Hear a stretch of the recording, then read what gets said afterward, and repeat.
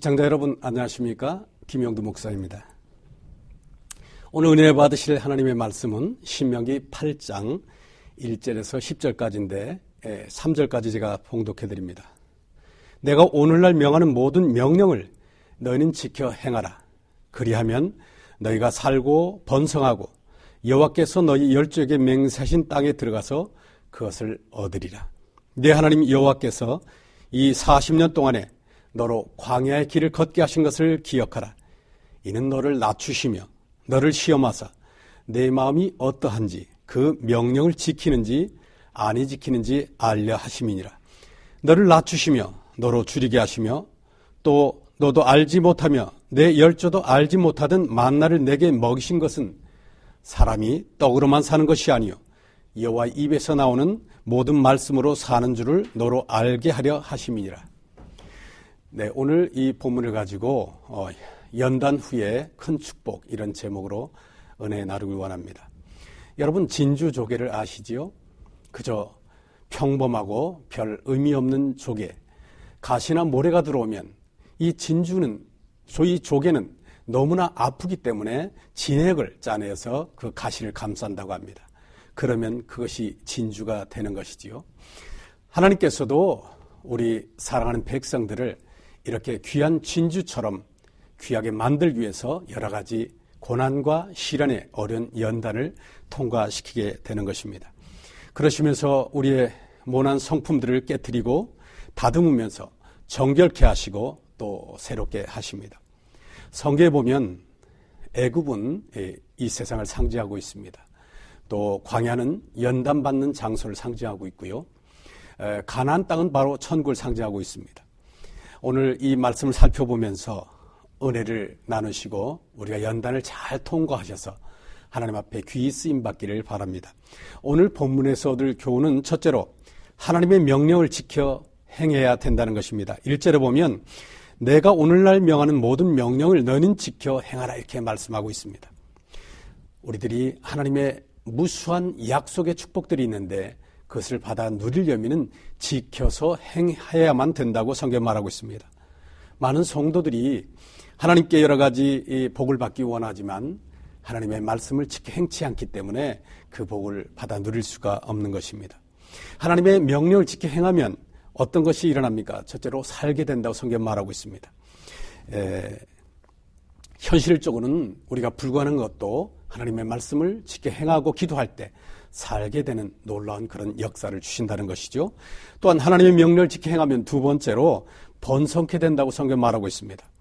우리 하는 것들에 복을 줘서 점점 더 크고 번성하게 해 주시겠다는 것입니다. 하나님의 명령을 지켜 행하면 세 번째는 약속받은 복을 다 누리게 해 주시겠다는 겁니다. 여러분 이스라엘 민족에게 하나님께서 약속한 가나안 땅을 주시겠다고 했습니다.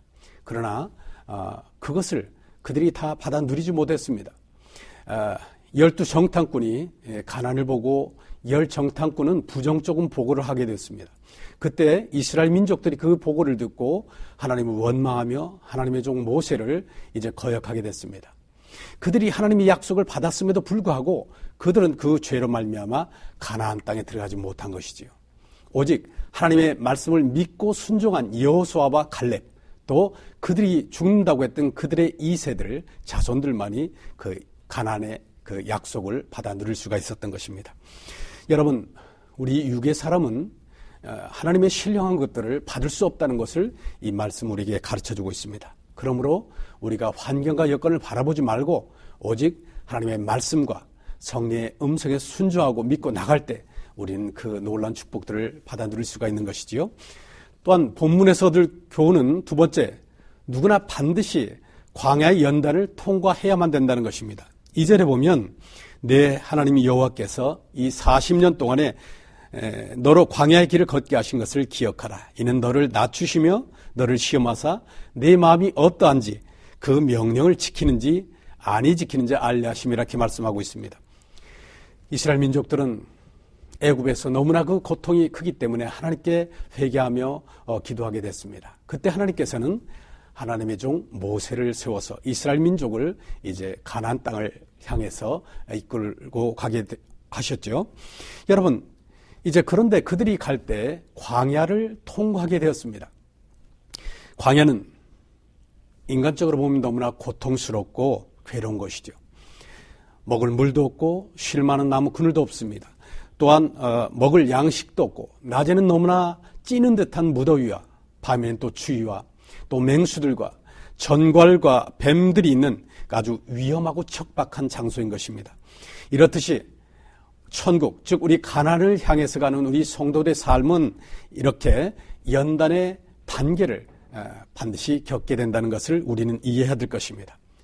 약 40일이면 걸어서 갈 수 있던 그 길을 40년 동안에 어려운 연단을 받으면서 그들은 깨어지고 이제 연단을 받아야 됐습니다.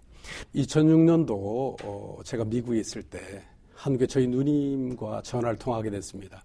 누님이 전화하는 중에 옆에 어떤 남자 성도를 좀 기도해달라고, 그래서 제가 그를 위해서 기도하는데 성령께서 저에게 네 팔에 큰 수술자국이 있다고 그렇게 감동을 주셨어요. 제가 그래서 그분에게 하나님께서 당신 팔에 큰 수술자국이 있다고 감동을 주십니다. 그랬더니 그분이 깜짝 놀라면서 내가 이 팔에 수술자국 있는 것은 내 가족밖에 모르는데 어떻게 하셨습니까? 그렇게 저에게 말씀하는 거예요. 그래서 하나님이 당신을 사랑하시고 우리의 모든 것을 주님은 다 알고 계신다. 살아계신 하나님을 마음에 믿으라고 얘기했습니다. 그런데 성령께서도 저에게 네 다리에 큰 화상자국이 있다고 그렇게 말씀을 주셨어요. 그래서 제가 그 말씀을 전했습니다. 그랬더니 그 청년이 엉엉 울면서 어떻게 내 다리에 화상자국이 있는 걸 알았냐고 울면서 그가 이제 하나님의 놀라운 역사를 이제 체험하게 됐습니다. 그래서 제가 그분을 하루에 보통 3시간 내지 5시간을 국제전화로 하나님 말씀을 가르치고 기도해주면서 이제 그를 케어하게 됐습니다. 그리고 성령께서 저에게 또 4번째로 한국에 나가서 성남시 교회를 개척하라고 말씀을 주셔서 제가 나가서 그를 이제 만나서 그에게 기도했습니다. 그러면서 그 속에 있던 악한 영들이 쫓겨나가기 시작했어요. 그는 아주 정말 인간적으로 보면 가장 비참한 그런 지경이 있었습니다. 우울증에, 조울증에, 불면증에, 의처증에, 또 폭력으로 술만 먹으면 정신을 잃게 돼서 모든 기물을 파괴하고 사람들을 그렇게 두들겨 패도 이튿날은 모릅니다. 또 그리고 자살하고 싶어서 견딜 수가 없어서 칼을 품에다 품고 다녔습니다. 그래서 목을 이렇게 잘라서 죽겠다는 것이죠. 그런데 하나님께서는 그 한 영혼을 사랑하셔서 저에게 붙여주셨고 저는 그를 위해서 주야로 기도하면서 이제 그를 케어하게 됐죠. 어느 날 그를 기도하는데 그 손을 놓고 안수기도를 하는데 악한 영들이 소리치고 나와서 그 악한 영들이 이 사람을 자살하고 죽이려고 그렇게 했고 지금까지 그 괴롭혔다는 것을 다 고백한 후에 쫓겨나기 시작했어요. 그리고 나니까 그 사람이 변화가 일어났습니다. 그 변화된 모습을 보고 그 가족은 물론 주위에 있던 사람들이 어떻게 사람이 이렇게 변할 수가 있느냐고 그렇게 했죠. 우리 하나님은 놀라우신 분입니다. 그래서 저희 교회에서 그는 주일날 오후에 제자훈련을 받고 목요일날 성령사역훈련, 영성훈련을 받으면서 그가 이제 저와 똑같은 사역을 하게 됐습니다. 그래서 그가 환자들을 위해서 기도해 주는데 그 처이모가 암으로 이제 거의 암 말기라 몇 개월 살지 못한다고 그랬어요. 그런데 이 친구가 가서 복음을 전하고 기도하라 했더니 가가지고 그에게 복음을 전해서 예수님을 영접하게 하고 그를 위해서 기도했더니 이제 암을 다 토해내서 의사가 놀랐습니다. 이건 기적이라고 암이 깨끗이 나았습니다. 여러분 그 고난을 통해서 그 노형제님이 완전히 치유되고 변화받고 하나님의 사람이 된 것처럼 바로 고난은 우리에게 오는 축복으로 가는 필수적인 계단인 걸 좀 기억하시고 고난이 올 때 감사하시기 바랍니다. 그러면 연단시키는 이유가 무엇이겠습니까? 첫째로 겸손하게 낮추시기 위함이라고 성경 3절에 말하고 있습니다. 여러분 교만은 마귀의 속성인 것입니다. 그리고 우리 마음에 교만한 생각이 오면 하나님 기뻐하지 않습니다. 그러므로 우리가 교만한 생각이 오면 속히 회개하고 주님께 나와야 될 것입니다. 잠언서 16장 18절에 보면 이렇게 말합니다. 교만은 패망의 선봉이요 거만한 마음은 넘어짐의 앞잡이니라. 그렇게 말씀하고 있습니다. 여러분, 애국과 같은 이 세상은 죄악과 여러 가지 고통이 있는 것입니다. 우리가 이런 고통을 만날 때야 우리가 하나님 앞에 나와서 자기를 발견하고 정말 보잘것없는 나의 위치를 피조물인 우리를 발견하게 되는 것입니다. 우리가 그때 회개하며 나올 때 하나님은 주의 종들을 이제 우리에게 붙여주시고 그들을 통해서 하나님 앞으로 인도하게 되는 것입니다. 주의 종들도 사람이니까 단점도 있고 약점과 실수도 있죠. 우리 성도들은 그런 것을 비판하지 말고 기도로 그들을 돕고 사역에 동참하여 우리가 승리하시기 바랍니다. 연단 중에는 하나님께서 줄이게 하신다고 3절에 말씀하고 있습니다. 연단 중에는 물질적으로도 아주 어렵게 됩니다. 또한 정말 의지했던 친한 사람들, 부모나 형제나 친구나 친척도 다 끊어놔서 정말 외롭고 힘들고 줄이게 하십니다. 이것은 오직 사람과 환경을 의지하지 말고 오직 하나님만 의지하려는 그런 훈련인 것입니다. 여러분, 그런데 우리가 그렇게 고난 중에 있는 사람을 인간적인 면에서 불쌍하다고 돕다 보면 하나님의 일을 방해하는 일이 될 수도 있기 때문에 우리가 잘 고려해야만 될 것입니다. 요나라는 선지자가 있었지요. 그가 니느웨 사람들에게 가서 회개하고 외치라고 하나님으로부터 그런 명령을 받았습니다. 그런데 니느웨는 요나 나라와 원수가 관계가 있는 나라죠. 그래서 요나는 그걸 알았습니다. 그들이 회개하라고 하면 회개할 것이고 그러면 하나님이 그들을 벌하지 않을 것을 알았기 때문에 그들은 원수들이 이제 그렇게 복받는 걸 원치 않았죠. 그래서 요나는 다시스로 도망가려고 마음먹고 이제 항구에 가니까 마침 다시스로 가는 배가 준비되어 있었다고 성경 기록하고 있습니다. 여러분, 우리가 신앙생활 할 때 사단은 우리에게 죄질 생각들을 자꾸 줍니다. 그런데 그것을 기도로 물리치지 않으면 결국 환경과 여건 속에 죄질 그런 환경을 만들어 놓고 사단은 우리를 넘어뜨리려고 호시탐탐 엿보고 있다는 것을 기억하시고 이제 우리는 이 괴계에 넘어가지 마시기 바랍니다. 그런데 요나는 선가, 즉 뱃삭을 주고 탔다고 성경 말하고 있습니다. 우리가 범죄하면 거기에 대한 보응이 우리에게 따라오는 것을 우리는 기억해야 될 것입니다. 요나는 하나님의 뜻을 거역하고 결국 다시스로 가는 배를 타고 갑니다. 그런데 하나님께서 큰 폭풍과 풍랑을 그 배에 보냈습니다. 바로 불순종한 요나 때문에 그 배에 탄 모든 사람들이 죽을 위기를 만나게 된 것이죠. 여러분, 우린 불순종하지 말아야 됩니다. 우리가 불순종하면 그 사람이 있는 가정에 풍랑이 닥치고 그가 어느 직장이더라면 그 풍랑이 그 직장이 또 닥치고 오게 되고 그 같은 사업을 하게 되면 그 사업장에도 풍랑이 오게 된다는 것입니다. 풍랑을 잠잠케 하는 비결은 요나를 바다에 던졌을 때 잠잠하게 된 것처럼 우리가 회개의 바다에 우리가 던져져야 그 풍랑은 그치게 된다는 것을 기억하시기 바랍니다. 여러분, 연단 중에는 신령한 만나를 광야에서 먹이신다고 3절과 16절에 말하고 있습니다. 이 세상을 사는 것은 우리가 물질로 사는 것이 아니라 오직 하나님의 말씀으로 사는 것을 하나님께서는 우리에게 가르쳐주고 있는 것입니다. 연단의 어려움 속에서도 오직 주님만 의지하고 나가면 하나님께서는 도저히 우리가 생각지도 못했던 것들을 우리에게 주시는 것입니다. 하나님의 신비로운 은혜와 또 은사와 축복과 기적 등을 맛보게 하시는 것입니다. 연단 중에는 최선에 필요한 것들은 공급해 주십니다. 4절에 보면 너를 낮추시며 너로 줄이게 하시며 또 너도 알지 못하며 내 열조도 알지 못하던 만나를 네게 먹이신 것은 사람이 떡으로만 사는 것이 아니요 여호와의 입에서 나오는 모든 말씀으로 사는 줄을 너로 알려 하심이라 그랬고 4절에 이렇게 또 기록합니다. 이 40년 동안에 내 의복이 헤어지지 아니하였고 내 발이 부릅지 아니하였느니라.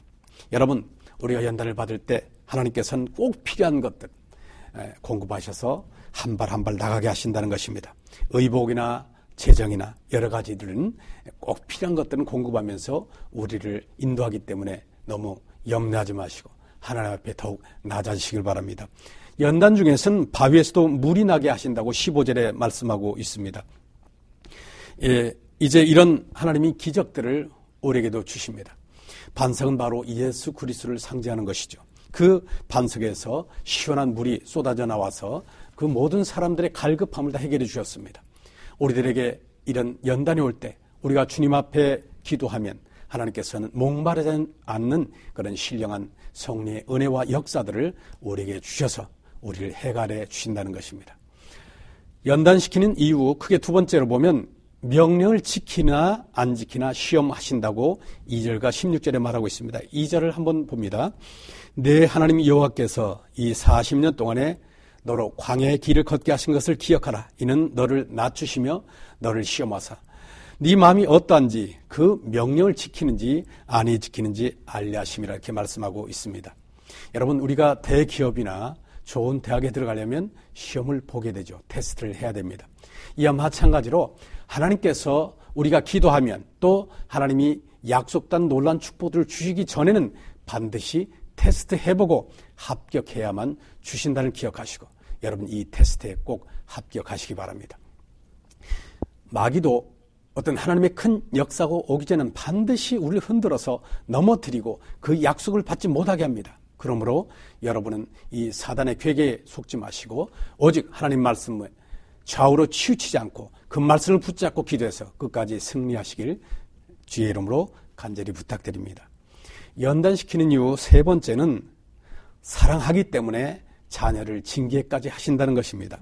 5절을 보면 너는 사람이 그 아들을 징계함 같이 네 하나님 여호와께서 너를 징계하는 줄 마음에 생각하고 이렇게 말씀하고 있습니다. 존 버년이라는 사람이 이렇게 말했습니다. 고난이란 당신이 더 나아지도록 매를 맞는 것이다 이렇게 말했습니다. 연단은 우리들을 멸하려는 것이 아니라 우리를 사랑함으로 복받게 하기 또 성공하기 위해서 우리를 깨트리고 다듬고 재창조하신다는 것을 기억하시기 바랍니다. 연단시킨 이유 네 번째는 연단 이후에는 가난의 축복을 주기 위해서 그렇게 하신다는 것입니다. 우리가 7절을 보겠습니다. 내 하나님 여호와께서 너로 아름다운 땅에 이르게 하시나니 이곳은 골짜기든지 산에든지 시내와 분천과 샘이 흐르고 그렇게 말씀하셨습니다. 하나님께서 저와 여러분에게 여러 가지 어려운 연단과 시련을 주는 것은 우리를 미워해서 멸하라는 것이 아니라 우리의 모난 부분들을 다듬어서 깨트리고 또 부족한 것을 보완해서 마침내 복을 주어 쓰게 하기 위해서 그랬다는 것입니다. 여러분, 고난과 연단을 당해야만이 우리의 교만과 아집과 탐심과 이런 것들이 깨어지고 버리게 돼서 하나님 말씀에 순종할 수가 있는 것입니다. 그래서 시편 119편에 보면 그 기자는 이렇게 말합니다. 고난당한 것이 내게 유익이라. 이로 말미암아 내가 주의 율례를 배우게 되었나이다. 고난당하기 전엔 내가 그릇 행하였더니 이제는 주의 말씀을 지키나이다. 이렇게 고백하고 있습니다. 고난당하기 전에는 우리 뜻대로 살려고 했기 때문에 하나님 말씀에 잘 순종하지 못하죠. 고난을 통해서 깨어지고 난 다음에 순종하는 걸 배우게 되는 것입니다. 우리가 여러 가지 이런 연단 후에 하나님께서 어떤 복을 주십니까? 첫째로 영적인 복을 주시겠다고 10절에 말씀하고 있습니다. 10절에 보면 네가 먹어서 배불리고 네 하나님께서 옥토로 내게 주셨음을 인하여 그를 찬송하리라 이렇게 말씀하고 있습니다. 여러분, 이제 하나님께서는 하나님과의 그 관계를 회복시키고 하나님을 찬양하게 하는 예배의 그 축복을 주기 위해서 또 모든 것이 하나님의 주권임을 알고 하나님께 감사하기 위해서 그런 축복을 우리에게 주신다는 것입니다. 여러분, 그러므로 이제 이 고난을 통해서 순종하는 사람에게는 영적인 많은 축복을 주십니다. 기도하면 많은 응답이 오고 많은 기적과 역사가 이루어지게 되는 것입니다. 또한 연단 후에 주시는 축복 두 번째는 물질의 축복을 주시겠다고 8절과 9절에 말씀하고 있습니다. 밀과 보리의 소산지요 포도와 무화과와 석류와 감람들의 나무와 꿀의 소산지라 너희 먹는 식물에 결핍함이 없고 내게 아무 부족함이 없는 땅이며 그 땅의 돌은 철이요 산에서는 동을 캘 것이라 이렇게 말씀하고 있습니다. 여러분, 하나님께서는 우리가 이 땅의 사명을 감당하기 위해서 우리에게 물질도 허락하시는 것입니다. 그것이 우리가 잘 먹고 잘 살기 위한 것이 아니라 하나님의 일을 감당하기 위해서 그런 재정의 축복을 주신다는 것이죠. 그래서 요한 3서 2절도 말합니다. 사랑하는 자여 내 영혼이 잘됨 같이 네가 범사에 잘되고 강건하기를 내가 간구하노라 이렇게 말씀하고 있습니다. 먼저 하나님과 나와의 관계가 바로 돼서 영적인 관계가 바로 되면 영적인 축복을 주신 다음에 이제 환경에 축복을 주시게 되는 것입니다. 세 번째로 연단 후에 받는 복 중에 세 번째는 건강의 축복을 허락하십니다. 7절에 그렇게 말씀하고 있죠. 네 하나님 여호와께서 너로 아름다운 땅에 이르게 하시나니 그것은 골짜기든지 산에든지 시내와 분천과 샘이 흐르고. 네, 또 하나님께서는 우리에게 강건한 복을 주시는데요. 제가 전라도 광주 진월 순복음교회에서 부흥회를 인도하고 있는데 성령께서 저에게 다리가 짧은 사람을 나오게 하라는 감동을 주셨습니다. 그래서 제가 다리가 짧은 사람 나오십시오 했더니 여중학교 3학년 여학생이 다리를 쫄기며 나왔어요. 다리가 한 7cm 정도 짧았던 걸로 기억됩니다. 그 다리를 붙잡고 예수 이름으로 명한다. 다리는 자라나 같아질지어다 명령했더니 다리가 쑥쑥 자라서 다리가 똑같아졌습니다. 여러분, 예수님은 어제나 오늘과 영원토록 동일하신 분이죠. 그리고 나서 이제 설교를 또 하는데 끝나갈 무렵에 성령께서 그 여학생을 다시 불러내서 기도하라는 감동을 주셨어요. 제가 그 여학생을 다시 나오라고 했습니다. 그랬더니 그가 울면서 나와서 하나님을 찬양하면서 이런 간증을 했습니다. 그는 허리가 너무 굽어 있기 때문에 누우면 허리 사이에 주먹이 들락날락 해도 남는다는 거예요. 허리가 너무 아파서 목사님, 저 목사님 날 불러서 다시 한번 내 허리를 위해서 기도를 하게 해달라고 기도했답니다. 하나님께서 저희 감동 주셨고 제가 그를 불렀던 거죠.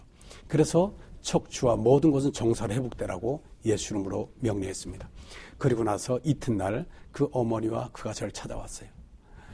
밤에 자는데 허리가 우두둑 우두둑 하면서 계속 움직이기 시작했다는 거죠.